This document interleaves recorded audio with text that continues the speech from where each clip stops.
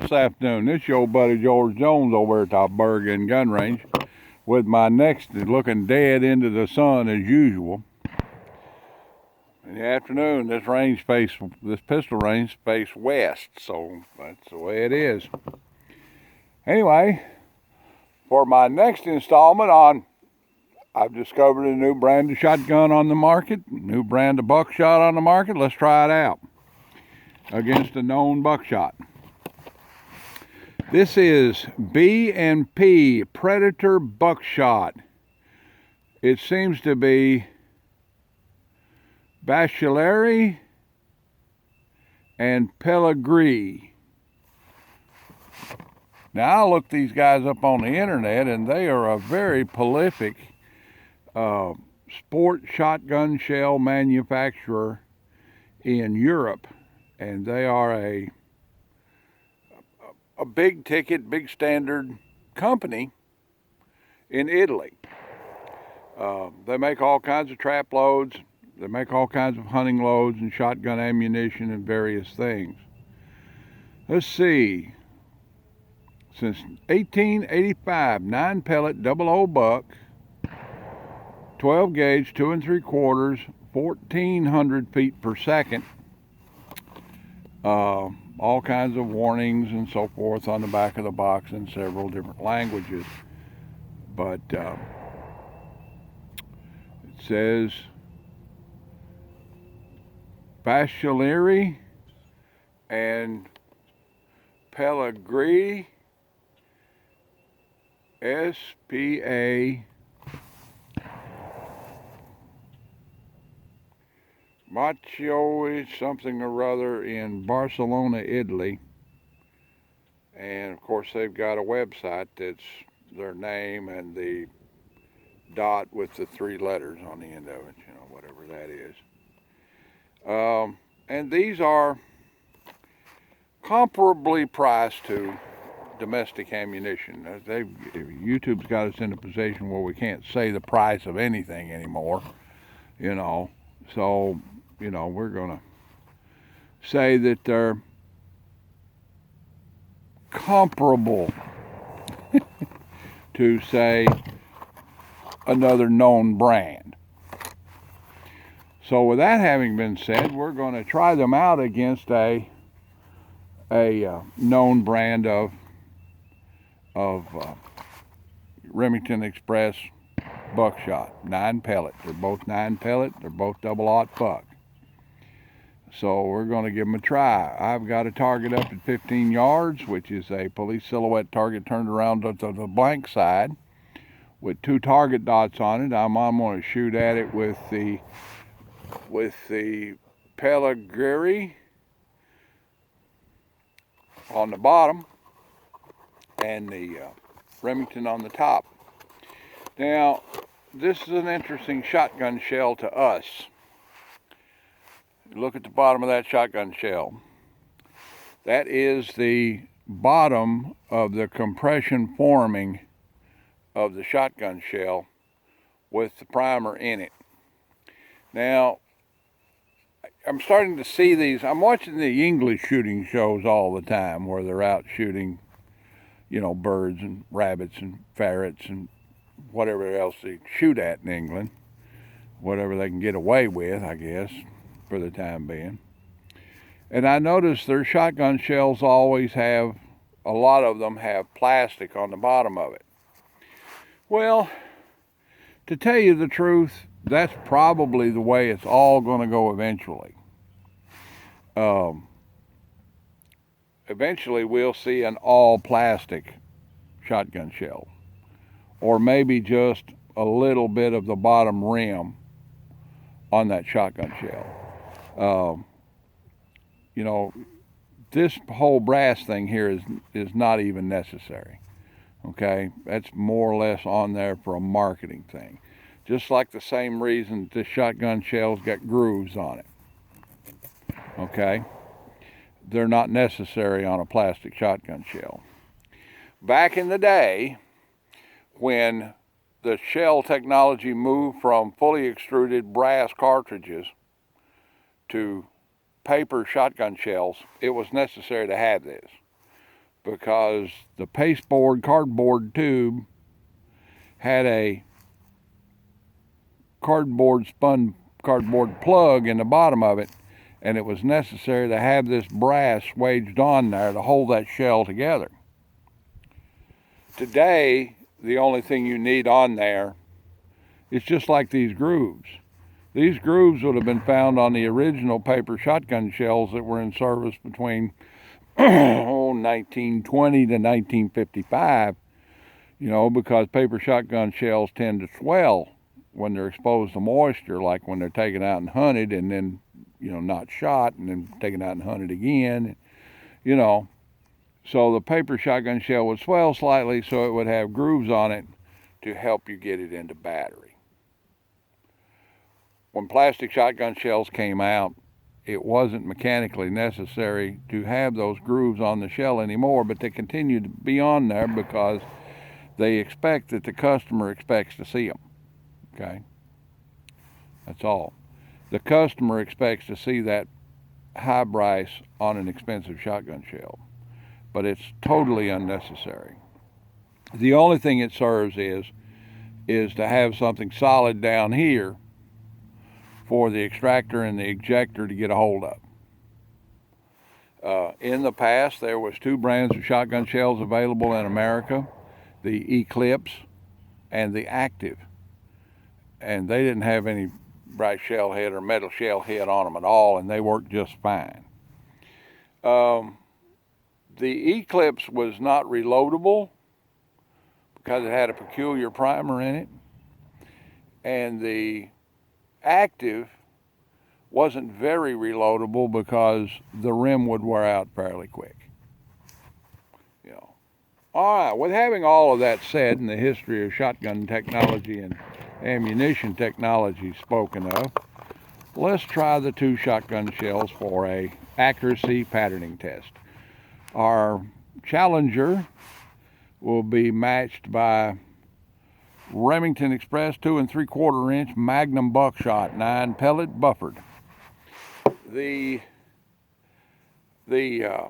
Pellagri, the nice Italian one, doesn't seem to be buffered and is copper plated shot with the usual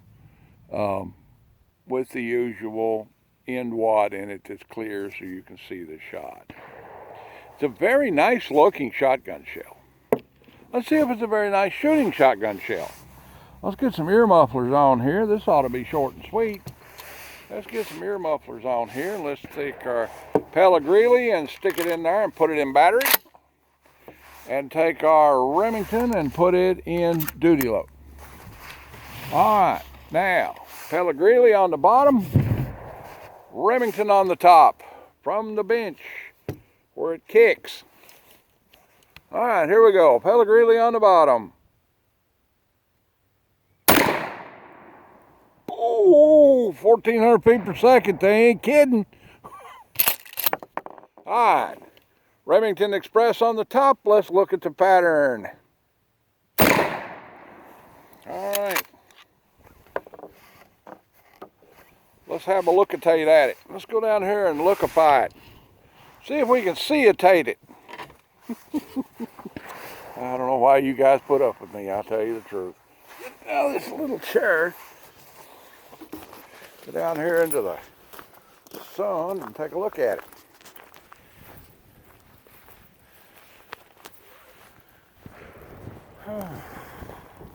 The Remington out of the improved cylinder Remington shotgun. Okay, the Remington. 1, 2, 3, 4, 5, 6, 7, 8, 9 in a, I don't know, 12-inch circle. The Pellagri. Let's see.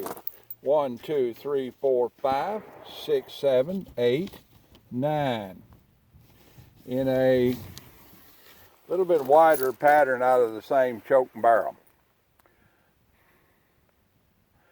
The pattern is consistent on the Pellagri, but it's a little bit wider than it is on the Remington. It doesn't seem to have a flyer. They look like they all stayed, you know, fairly round and flew fairly straight. But the Remington pattern is definitely tighter out of the same gun.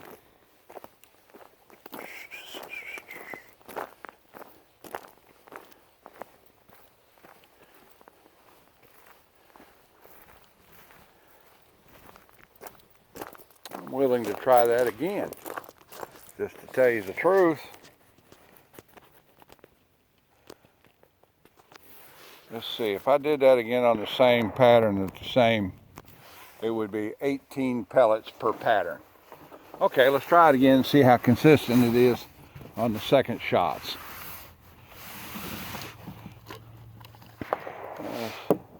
Give the Pellagri a second chance.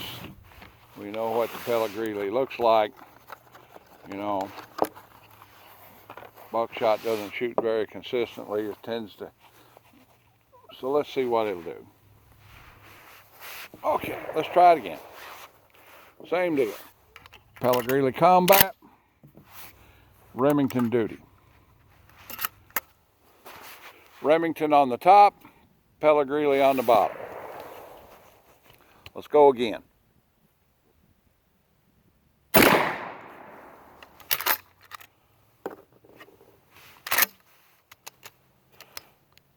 Remington on the top.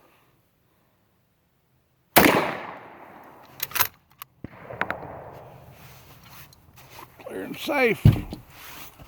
Layer down there. I don't know how much more of that I can take.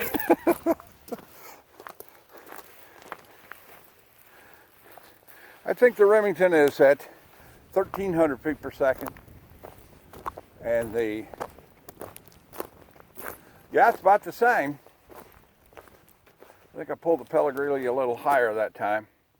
But again, we have 1, 2, 3, 4, 5, 6, 7, 8, 9, 10, 11, 12, 13, 14, 15, 16.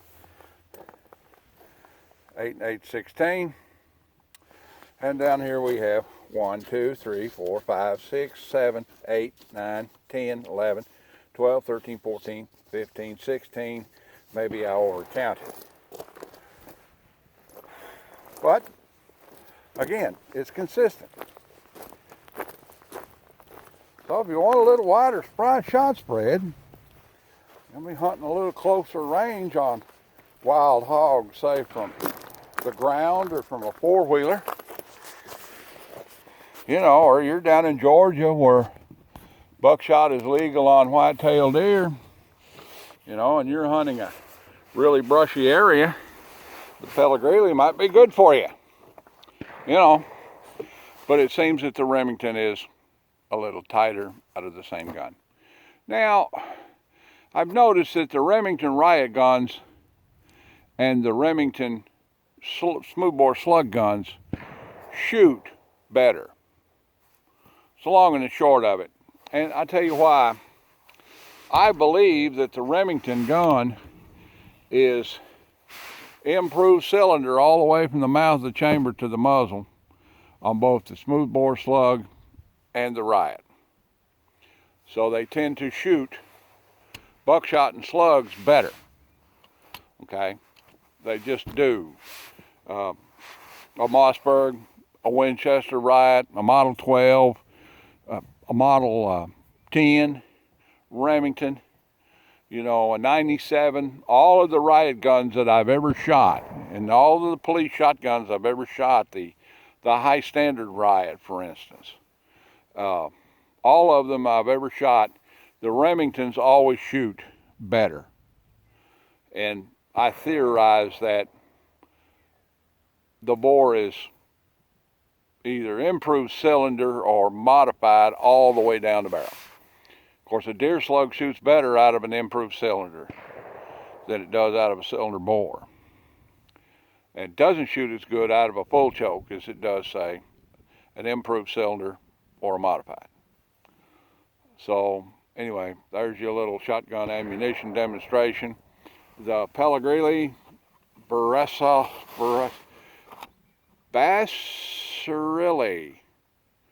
Bashieri and Pellagri, you spell it however you want to. It's this box right here. Okay. It's consistent. It's a little wider than the Remington at 15 yards, but it is consistent shot. I noticed that there was no flyers. Typically when you'll have a 9-pellet double-aught buck, you'll always have 1 or 2 flyers. It'll be like 1, 2, 3, 4, 5, 6, 7, 8, 9, you know, like that. You'll always have 1 or 2 flyers. The reason for that is the soft lead and acceleration. Those pellets are banging against each other when they're accelerating down the barrel. And typically the bottom stack will have, it's 3 staggered on 3, staggered on 3. Typically the bottom stack will have a couple of flat spots on it. Typically the top stack will have a couple of flat spots on it. And typically the middle stack will be almost square by the time they get out the end of the barrel. Cube is not as consistent a aerodynamic shape as, say, round. So, you know, typically you'll have some flyers.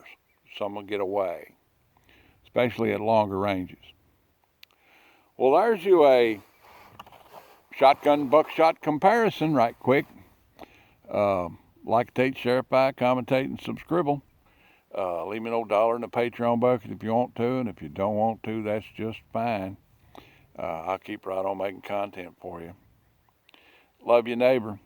God bless you, and God bless America. Be kind to everyone you meet, but have a plan. We'll see y'all.